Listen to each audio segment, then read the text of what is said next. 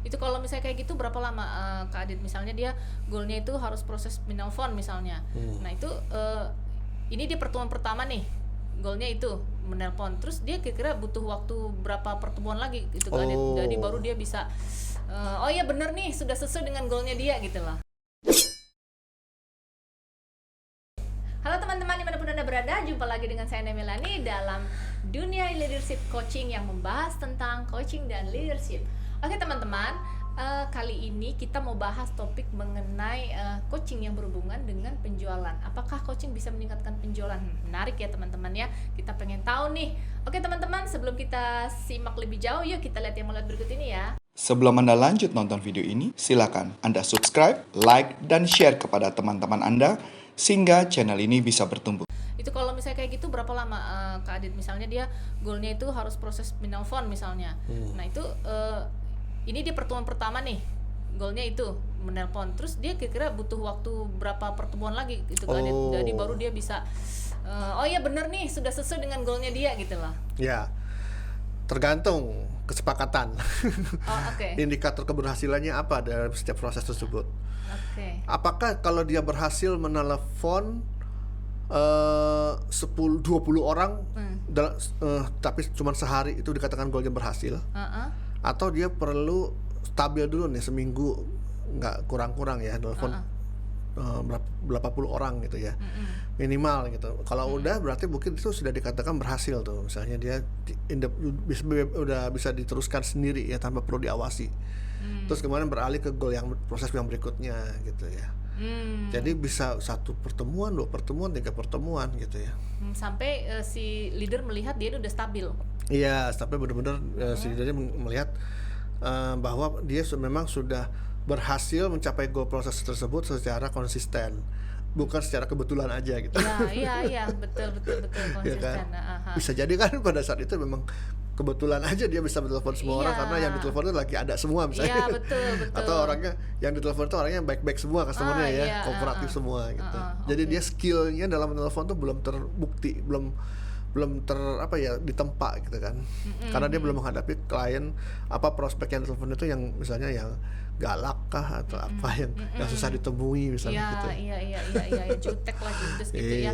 Nah, terus gini kalau misalnya dia sudah konsisten nih, sudah dapat polanya menelpon. Terus kan dalam setahun ya kita ukurnya ya, kita lihat. Terus tiba-tiba dia ada misalnya udah nggak, sedikit aja dia tidak menelpon sesuai dengan goal yang pertama tuh, apa akibatnya nanti dengan goal proses yang berikutnya? Misalnya yang pertama harus menelpon udah kelar, terus nanti goal berikutnya dia misalnya harus memprospek gitu kan, masuk. Nah itu kalau misalnya di tengah-tengah dia tidak konsisten, nah itu apa yang terjadi dengan goal berikutnya? Oh tentunya goal proses berikutnya akan terpengaruh ya, karena kan kita bicara sales funnel tadi ya, selling funnel ya.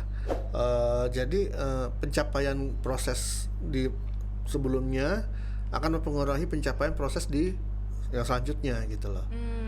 Jadi apakah jadi goal proses yang sudah berjalan sekarang berhenti, kita balik lagi goal proses sebelumnya, apa gimana, tetap lanjut? Maksudnya berhenti jadi misalnya yang tadinya sudah harus masuk di goal proses untuk misalnya follow up, nah ternyata yang menelpon nggak konsisten lagi nih, apakah yang follow up ini dia tetap lanjut terus di coaching atau diberhentikan sementara, dia harus menyelesaikan dulu yang goal itu kan untuk menelpon nih? Tergantung seberapa parah ya permasalahannya ya. Okay. Dan jangan lupa coaching itu agenda yang harus dibahas itu kan harus kesepakatan antara coachnya dengan salesnya tersebut gitu. Jadi kalau memang bisa dua-duanya diadres ya nggak masalah gitu kan. Tapi kalau perlu yang balik lagi ke awal lagi, balik ke proses yang awal lagi untuk difokuskan, nggak masalah juga gitu. Tergantung. Jadi ini tetap bisa berjalan yang proses follow up gitu ya. Iya. Ya. Oh oke. Wah menarik sekali ya teman-teman ini ya. Ternyata ya coaching itu benar-benar sangat menarik, apalagi untuk teman-teman yang punya tim sales, ya kan ya Kak Adit ya, yang punya tim sales. Anda sebagai leader itu nggak hanya sekedar tahu ayo goalnya apa. Betul. Terus dia bilang goalnya ini. Nah Anda bukan hanya sampai di situ aja, Anda harus tahu goalnya ini apakah goal utama atau goal proses, atau bisa jadi bukan dua-duanya, bisa kayak seperti itu. Ada pernah kejadian nggak Kak Adit? Bukan dia merupakan goal utama, bukan juga goal proses. Pernah ada nggak kayak gitu Kak Adit? Ya berarti dia salah menetapkan goal ya. Ya parah lah kalau sampai salesnya dia nggak tahu goal utamanya apa ya. Iya. Kalau dia sampai salah menetapkan goal, apa yang harus dilakukan oleh si leadernya nih supaya dia bisa tahu goal sebenarnya? Kalau kayak gitu maksudnya leadernya dulu yang harus di coaching kayaknya. Kalau dia sampai dia nggak bisa menjelaskan kepada timnya ya tentang perbedaan dua hal ini ya. Berarti marilah teman-teman kita belajar ya coaching. Kalau pengen tahu tentang gimana belajar tentang hal ini, bagaimana mencari goal dari tim Anda, tentunya Anda sebagai seorang leader sales ya pasti semua perusahaan itu butuh untuk supaya semua tim salesnya itu bisa mencapai target gitu kan ya. Nah itu kira-kira ada pelatihannya di mana nih Kak Adit? Ya kalau teman-teman memang mau belajar khusus coaching yang kepada tim salesnya, kita ada program yang namanya Sales Coaching Program. Itu 12 jam gitu ya, mendapatkan sertifikasi 12 jam CCEU dari ICF gitu ya. Nah ini kalau secara online itu kita pecah-pecah menjadi 6 sesi ya, 6 sesi. Setiap sesinya itu 3 jam lah gitu maksimal. 3 kali 6 18. Kenapa 18 bukan 12 gitu kan ya. 3 jam itu kan kita bersihnya 12 jam tapi grossnya 16 jam ya total kan. Bisa jadi datang ya nggak langsung training kan, masih ngobrol-ngobrol dulu, hai dulu tuh udah ini. Jadi kita bulatkan jadi 3 jam per pertemuan itu kan, jadi teman-teman kan maksimal belajarnya nanti. Nah itu bisa didapat dari mana nih infonya Kak Adit ya?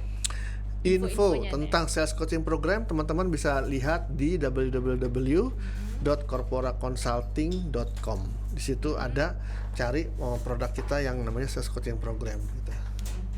Oke, dan ini sudah tersertifikasi ya Kak Adit ya? Sudah diakreditasi oleh ICF. Akreditasi oleh ICF ya. Nah, jadi teman-teman nggak usah khawatir lagi kalau sudah terakreditasi, artinya modulnya pun sudah pakem gitu ya Kak Adit. Betul.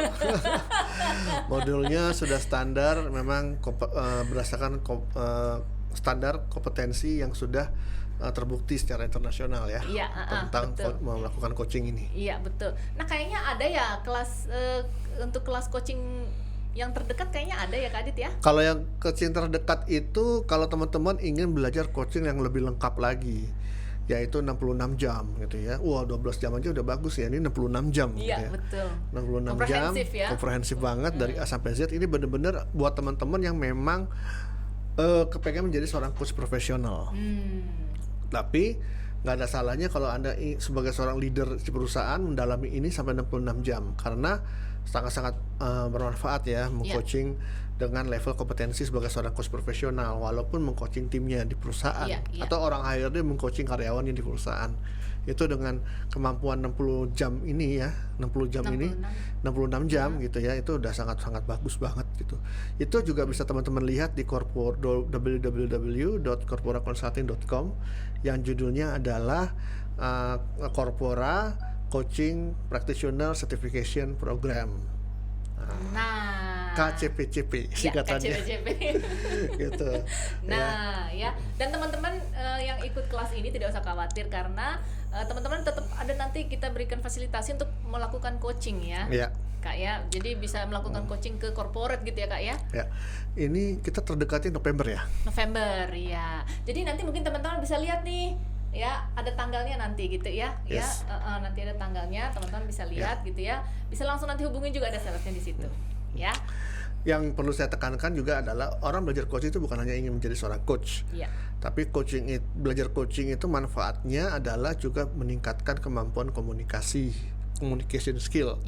Gitu ya. Karena ya memang bisa dipakai communication coach itu communication kan, tentang komunikasi. Nah, communication skill inilah yang teman-teman bisa manfaatkan bukan hanya dalam sesi coaching, tapi dalam berinteraksi dengan orang lain. Nah, teman-teman, ini topik yang sangat menarik ya. Jadi still stay tune di channel YouTube Dunia Leadership Coaching, karena kita akan membahas tentang bagaimana dengan coaching bisa menambah skill komunikasi kita. Ya kan Kak Adit ya? Oke? Siap. Kak Adit ya? Oke, teman-teman dimanapun Anda berada, Demikian dulu topik kita kali ini, dan bila ada pertanyaan dari teman-teman seputar topik kita kali ini, yuk langsung aja dilayangkan ke YouTube channel kita ya. Oke, dengan saya Ana Melani dan saya Aditya Mijaya. Oke, sampai jumpa. Sampai jumpa.